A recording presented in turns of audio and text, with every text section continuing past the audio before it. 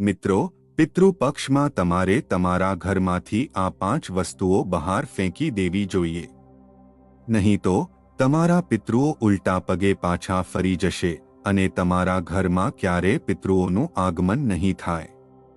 મિત્રો, આ વર્ષે પિતૃપક્ષ 7 સપ્ટેમ્બર રવિવારથી શરૂ થઈ ગયો છે. આપણા હિન્દુ સનાતન ધર્મમાં પિતૃપક્ષનું વિશેષ મહત્વ જણાવવામાં આવ્યું છે. કહેવાય છે કે પિતૃપક્ષ દરમિયાન આપણા પૂર્વજો જેઓ આ દુનિયામાં નથી તેઓ આપણા ઘરે આવે છે. લોકો તેમની તિથિઓ પર પોતાના પિતૃઓને ભોગ ધરે છે, પૂજાપાઠ કરે છે, સેવા કરે છે અને ધૂપ આપે છે. જુઓ, એવું કહેવાય છે કે જે ઘરમાં પિતૃઓની કૃપા હોય છે તે ઘર ખીલે છે, ફૂલે છે, ફેલાય છે. પરંતુ જે ઘરમાં પિતૃ દોષ લાગે છે તે ઘર બરબાદ થઈ જાય છે. ત્યાં રોજબરોજ ઝઘડા, માંદગી, ગરીબી અને કંગાળપણું રહે છે. મિત્રો, આજના સમયમાં લોકો પિતૃપક્ષનું મહત્વ ભૂલી ગયા છે. પરંતુ આજે આ વિડીયોમાં ગરુડ પુરાણના આધારે અમે તમને એવી કેટલીક વાતો જણાવવા જઈ રહ્યા છીએ જે તમારે જાણવું ખૂબ જ જરૂરી છે. જો તમે ઈચ્છો છો કે તમારા જીવનમાં ક્યારે પિતૃ દોષ ન લાગે, તમે ઈચ્છો છો કે પિતૃઓનો આશીર્વાદ મળે અને પિતૃઓની કૃપા બની રહે, તો અમે જે વાત તમને જણાવી રહ્યો છું તે ધ્યાનથી સાંભળી લો. કારણ કે પિતૃપક્ષ માત્ર 16 દિવસનો હોય છે અને વર્ષમાં એક જ વાર આવે છે. આજે આ વિડીયોમાં અમે જે વાતો જણાવીશું, જો તમે તે બધી વાતો ધ્યાનથી સાંભળી લો તો તમારા જીવનના ભયંકરમાં ભયંકર પિતૃ દોષ દૂર થઈ જશે. પિતૃઓની કૃપા મળવા લાગશે અને તમારું આખું ઘર સુખ, શાંતિ, સમૃદ્ધિ અને ખુશીઓથી ભરાઈ જશે. મિત્રો, 5 એવી વસ્તુઓ જે તમારા ઘરમાં રાખેલી છે અને આ વસ્તુઓના કારણે જ તમારા પિતૃઓ તમારા ઘરમાં પ્રવેશ નથી કરતા. એક એક વાત અમે તમને જણાવીશું. સૌથી પહેલા તમે આ નાનકડા વિડીયોને લાઈક કરી દો અને કોમેન્ટ બોક્સમાં ઓમ પિતૃદેવો નમઃ જરૂર લખજો. કહેવાય છે કે પિતૃ ધર્મ અને પિતૃપક્ષ એક જ છે. પિતૃપક્ષ એ હિન્દુ ધર્મનો એવો સમયગાળો છે જેમાં આપણે આપણા પિતૃઓ અને પૂર્વજોને યાદ કરીને તેમને તર્પણ, શ્રાદ્ધ અને પિંડદાન અર્પણ કરીએ છીએ. લોકો અનેક પ્રકારના ઉપાયો કરે છે, અનેક પ્રકારની પૂજા કરે છે, ઘરમાં હવન પણ કરાવે છે, પોતાના પિતૃઓની શાંતિ માટે અને તેમને પ્રસન્ન કરવા માટે. જુઓ, ભાદ્રવા પૂર્ણિમાથી લઈને આસો અમાસ સુધી લગભગ 15 થી 16 દિવસ સુધી પિતૃપક્ષ ચાલે છે. આપણા હિન્દુ ધર્મમાં દરેક તહેવાર અને દરેક પૂજાપાઠને લઈને અલગ-અલગ મહિમા અને અલગ-અલગ નિયમો જણાવવામાં આવ્યા છે. તો પિતૃપક્ષના કેટલાક વિશેષ નિયમોની પણ આપણે ચર્ચા કરીશું. પરંતુ આ વિડીયોનો મુખ્ય મુદ્દો શું છે તેની પહેલા વાત કરી લઈએ. મિત્રો, પિતૃઓને ઘરમાં તૂટેલી ફૂટેલી વસ્તુઓ બિલકુલ પસંદ નથી.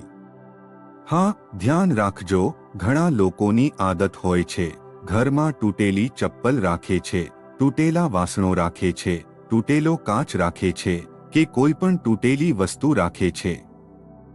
લોકો સમજે છે કે આ તૂટેલી વસ્તુઓ કોઈ ખજાનો છે, કોઈ ધન છે. ના, આ ખજાનો કે ધન નથી. આ તમારી બરબાદીનું સૌથી પહેલું કારણ છે. ભલે પિતૃપક્ષ હોય, ભલે કોઈ પણ તહેવાર હોય, આપણે ક્યારેય ઘરમાં તૂટેલી વસ્તુઓ રાખવી ન જોઈએ. કારણ કે પિતૃ દોષ લાગવાનું સૌથી પહેલું લક્ષણ આ જ છે. ઘણી વખત એવું બને છે કે લોકો ઘરના દરવાજે તૂટેલી ચપ્પલો રાખે છે, ઘરની છત પર તૂટેલો સામાન રાખી દે છે. કહેવાય છે કે આ વસ્તુઓ ઘરમાં નકારાત્મક ઉર્જા ફેલાવે છે અને આની સીધી અસર આપણા પિતૃઓ અને પૂર્વજો પર પડે છે. કારણ કે જ્યારે ઘરમાં સ્વચ્છતા અને પવિત્રતા નહીં હોય તો કોઈ પણ પિતૃ ઘરમાં પ્રવેશ નહીં કરે. તૂટેલી વસ્તુઓ પિતૃઓને અપમાન જેવી લાગે છે. જેમ કે ધારો કે તમે કોઈના ઘરે મહેમાન બનીને જાઓ અને ત્યાં જતાં જ તમને તૂટેલી વસ્તુઓ દેખાય, તૂટેલો સામાન દેખાય, તો તમને કેવું લાગશે? તમને લાગશે કે અરે, અહીં તો મારું કોઈ સન્માન નથી, અહીં તો કોઈ ઉત્સાહ જ નથી, બધું વેરવિખેર પડેલું છે, તૂટેલો સામાન રાખેલો છે, તો મારે અહીં આવવાનો શું અર્થ?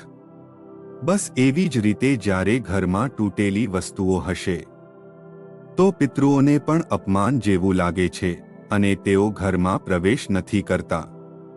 પછી પરિણામ શું આવે છે? પરિણામ એ આવે છે કે પરિવારમાં વાદવિવાદ શરૂ થાય છે, માનસિક અશાંતિ થાય છે, મનમાં અનેક પ્રકારના ભ્રમ ઉત્પન્ન થવા લાગે છે. અને આથી શું થાય છે? આર્થિક નુકસાન પણ થઈ શકે છે. તેથી સૌથી પહેલા આપણે આપણા ઘરમાંથી બધી તૂટેલી ફૂટેલી વસ્તુઓ બહાર ફેંકી દેવી જોઈએ, તાત્કાલિક બહાર કાઢી નાખવી જોઈએ. હવે જુઓ મિત્રો, મહાભારત, ગરુડ પુરાણ અને પદ્મ પુરાણ આ 3 પુરાણો આપણા સનાતન ધર્મના સૌથી વિશેષ પુરાણો ગણાય છે. તેમાં જણાવવામાં આવ્યું છે કે પિતૃ પક્ષની મહિમા અપાર છે. યમરાજ સ્વયં કહે છે કે જે લોકો પોતાના પિતૃઓનું સ્મરણ કરીને શ્રદ્ધાપૂર્વક શ્રાદ્ધ કરે છે તેમના પિતૃઓ પ્રસન્ન થઈને તેમને દીર્ઘ આયુ, આરોગ્ય અને સંપત્તિનો આશીર્વાદ આપે છે. જુઓ, આ સમયગાળો ફક્ત ધાર્મિક વિધિઓ સુધી સીમિત નથી, પરંતુ આ જીવનને શુદ્ધ કરવાનો અને નકારાત્મક શક્તિઓથી મુક્તિ મેળવવાનો પણ અવસર છે. તેથી પિતૃ પક્ષ શરૂ થાય તે પહેલા આપણે આપણા ઘરનું શુદ્ધિકરણ કરવું, નકારાત્મક વસ્તુઓ બહાર ફેંકવી અને શુભ વસ્તુઓ ઘરમાં લાવવી એ ખૂબ જ ફળદાયી ગણાય છે. હવે જુઓ, ઘણા લોકોની આદત હોય છે કે ઘરમાં જૂના અને ફાટેલા કપડાં સજાવીને રાખે છે. ઘણા ઘરોમાં એવું જોવા મળે છે કે લોકો જૂના ફાટેલા કપડાં લઈને એક થેલીમાં બાંધીને ઘરના કોઈ ખૂણામાં પટકી દે છે. આ પણ સંપૂર્ણપણે ખોટું છે. શા માટે? કારણ કે ફાટેલા અને જૂના કપડામાં દરિદ્રતાનો વાસ હોય છે. આને ઘરમાં રાખવાથી સકારાત્મક ઉર્જાનો પ્રવાહ સૌથી પહેલા અટકે છે. આજે આપણા ભારતમાં ઘણા એવા ઘરો હશે જ્યાં લોકો ફાટેલા જૂના કપડાં થેલીમાં ભરીને સજાવી રાખે છે. ખાસ કરીને મહિલાઓની આદત હોય છે. મહિલાઓ શું કરે છે? જો કોઈ કપડું ફાટી જાય તો તેને સાચવીને રાખે છે એ વિચાર સાથે કે આગળ જતાં આનો ઉપયોગ પોતું બનાવવા કે કંઈક સીવવા માટે થશે. અને આવા વિચારથી શું થાય છે? ઘરમાં બરકત નથી રહેતી. જ્યારે ઘરમાં બરકત નહીં હોય તો ન તો તે ઘરમાં દેવી દેવતાઓનો વાસ હશે, ન તો પિતૃઓનો વાસ હશે. તેથી આપણે ફાટેલા જૂના કપડાં જલ્દીથી જલ્દી ઘરમાંથી બહાર કાઢી નાખવા જોઈએ. કારણ કે પિતૃ પક્ષમાં પિતૃઓને આ સંદેશ જાય છે કે વંશજ સ્વચ્છતા અને સાદગીનું પાલન નથી કરતો. જ્યારે વંશજ સ્વચ્છ અને પવિત્ર રહે તો પિતૃઓ પણ ઈચ્છે છે કે અરે, મારું ઘર, મારો પરિવાર આગળ વધે. પરંતુ ક્યારેક આપણી આ નાની નાની ભૂલો પિતૃઓને પ્રસન્ન કરવાને બદલે નારાજ કરી દે છે. તેથી આ બધી વાતો જાણવી ખૂબ જરૂરી છે. અને જુઓ, ઘણી વખત લોકો શું કરે છે? મહિનાઓ સુધી ઘરની સફાઈ નથી કરતા. તમે સવાર સાંજ ઝાડુસફું કરો છો એ સારી વાત છે, પરંતુ અહીં સફાઈનો અર્થ એ છે કે લોકો મહિનાઓ સુધી ઘરની દિવાલો પર જાળા રહેવા દે છે. માળજાળ અને ગંદકીને સૌથી વધુ અશુભ માનવામાં આવે છે. ગંદકીનો અર્થ એ છે કે આપણે આપણા પૂર્વજોના સ્વાગત માટે તૈયાર નથી. જો પિતૃઓ આપણા ઘરે આવે છે તો આપણે સૌથી પહેલા ઘરને સંપૂર્ણ સ્વચ્છ, સાફ અને સુંદર રાખવું જોઈએ. જેમ તમે કોઈ મહેમાન આવે તે પહેલા ઘરને સ્વચ્છ કરો છો, તેવી જ રીતે દિવાળીના તહેવારમાં પણ તમે ઘરને સ્વચ્છ કરો છો, માતા લક્ષ્મીના પ્રવેશ માટે. એવી જ રીતે પિતૃઓના પ્રવેશ માટે પણ મિત્રો આપણે ઘણી બધી વાતોનું ધ્યાન રાખવું જોઈએ.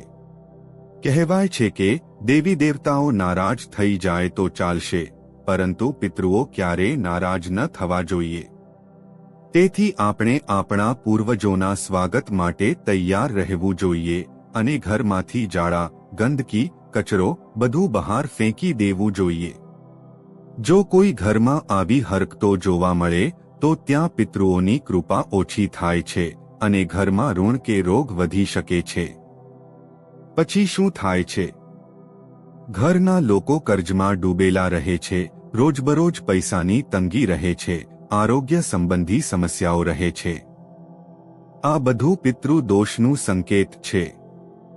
મિત્રો, ઘરમાં ક્યારેય બિનઉપયોગી દવાઓ કે સડેલું અનાજ રાખવું ન જોઈએ.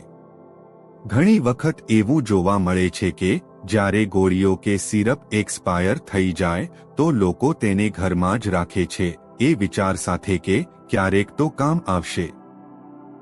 પરંતુ આ વસ્તુઓ ક્યારેય કામ આવતી નથી અને પડી રહીને ખરાબ થઈ જાય છે.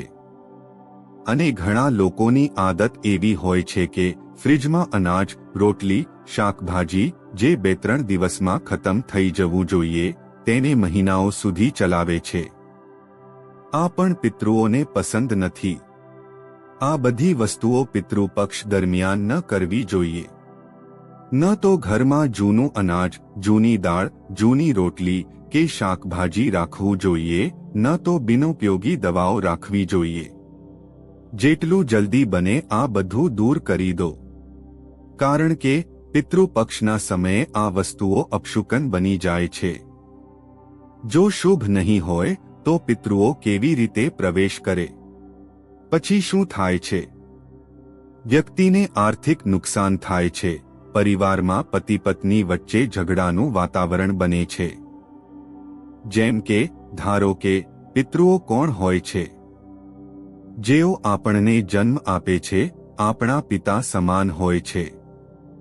ઘણી વખત એવું બને છે કે કોઈ ઘરમાં માતાજી શાંત થઈ જાય તો પિતાજી હોય કે પિતાજી શાંત થઈ જાય તો માતાજી હોય. એવું બને તો આપણે ધ્યાન રાખવું જોઈએ કે પિતૃપક્ષ દરમિયાન તેમના જીવનના અભિન્ન અંગ એટલે કે માતાજી કે પિતાજી જે જીવિત હોય તેમનું પૂરું સન્માન કરવું જોઈએ. કારણ કે પિતૃપક્ષમાં પિતૃઓ એ પણ જુએ છે કે તેમના જીવનસાથીનું ધ્યાન રાખવામાં આવે છે કે નહીં. સૌથી પહેલી વાત મિત્રો, તમારે આ જાણવું ખૂબ જરૂરી છે. આપણે ઘરના વડીલોનું વિશેષ ધ્યાન રાખવું જોઈએ. અને બિનઉપયોગી લોખંડનો કબાડ પણ ઘણા લોકોની આદત હોય છે ઘરમાં સજાવીને રાખવાની. તૂટેલી ઘડિયાળ, ખરાબ ઇલેક્ટ્રોનિક ઉપકરણો, આ બધી વસ્તુઓ આપણા ઘરમાં પિતૃ દોષ ઉત્પન્ન કરે છે. જુઓ, વાસ્તુ દોષનો સીધો સંબંધ પિતૃ દોષ સાથે હોય છે.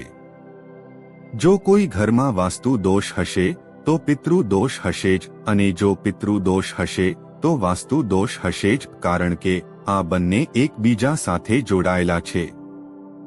તેથી આપણે ધ્યાન રાખવું જોઈએ કે બિનઉપયોગી લોખંડ, તૂટેલી ઘડિયાળ અને ખરાબ ઇલેક્ટ્રોનિક ઉપકરણો ન રાખવા જોઈએ.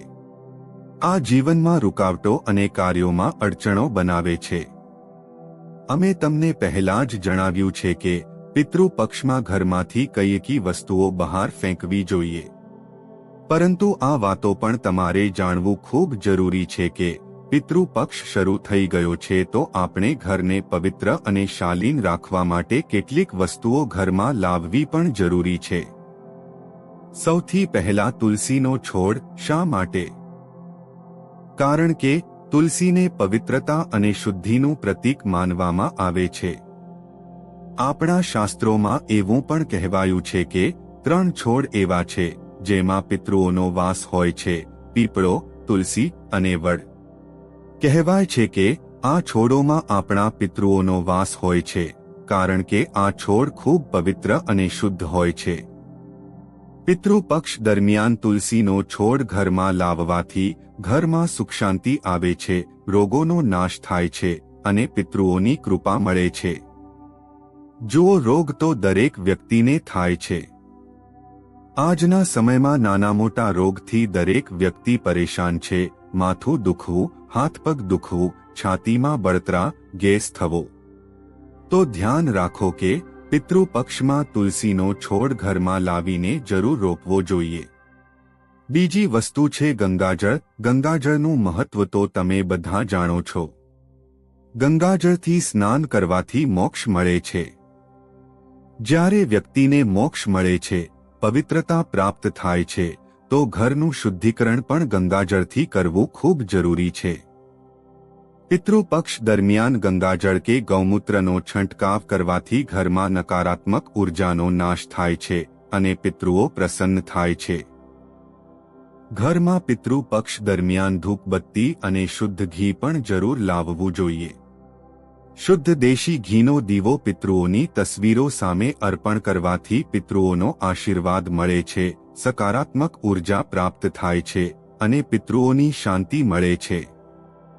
અનાજ અને તાજા ફળો પણ પિતૃપક્ષમાં જરૂર લાવવા જોઈએ અને દાન આપવું જોઈએ. અન્નદાનને પિતૃપક્ષમાં સર્વોચ્ચ દાન માનવામાં આવે છે. જો કોઈ વ્યક્તિ પોતાના પિતૃઓના નામે તેમની શાંતિ માટે અન્નનું દાન કરે તો તે સૌથી સફળ દાન ગણાય છે. ઘરમાં અન્નની સમૃદ્ધિ આવે છે અને પિતૃઓની સંતુષ્ટિ મળે છે. અને સફેદ કપડું અને કુશ. શ્રાદ્ધ કર્મમાં કુશનું વિશેષ મહત્વ છે. સફેદ કપડું શાંતિ અને સાત્વિકતાનું પ્રતીક છે. તેથી શ્રાદ્ધ વિધિમાં આ પવિત્રતા જાળવે છે. મિત્રો, અમે તમને બધી વાતો જણાવી છે કે પિતૃપક્ષમાં કઈ વસ્તુઓ ઘરમાં લાવવી જોઈએ અને કઈ વસ્તુઓ ન લાવવી જોઈએ. પિતૃપક્ષ ફક્ત ધાર્મિક પરંપરા નથી, પરંતુ આ ઘરને શુદ્ધ કરવાનો, મનને શાંત કરવાનો અને પૂર્વજોને સન્માન આપવાનો અવસર છે. આશા છે કે જે વ્યક્તિ પિતૃપક્ષમાં અમે જણાવેલા નિયમોનું પાલન કરશે, તેના ઘરમાં સુખ, શાંતિ, સમૃદ્ધિ, આરોગ્ય અને પિતૃઓનો આશીર્વાદ રહેશે. તો મિત્રો, તમને આ વિડિયો કેવો લાગ્યો? જો તમને આ વિડિયો ગમ્યો હોય તો આ નાનકડો વિડિયો લાઈક કરજો અને જો તમે હજુ સુધી આપણી ચેનલને સબસ્ક્રાઇબ નથી કરી તો સબસ્ક્રાઇબ કરીને આપણી સાથે જોડાઈ જાઓ. અને જો તમારા જીવનમાં કોઈ સમસ્યા હોય, કોઈ સવાલ હોય તો નિઃસંકોચ કોમેન્ટ બોક્સમાં લખીને જણાવજો. અમે તમારા બધા સવાલોના જવાબ આપીશું. અને મિત્રો, જો તમને આપણા ધર્મ સાથે સંબંધિત વધુ રસપ્રદ માહિતી જોઈએ તો અમને સબસ્ક્રાઇબ જરૂર કરજો. વિડિયોને અંત સુધી જોવા માટે તમારો ખૂબ ખૂબ આભાર.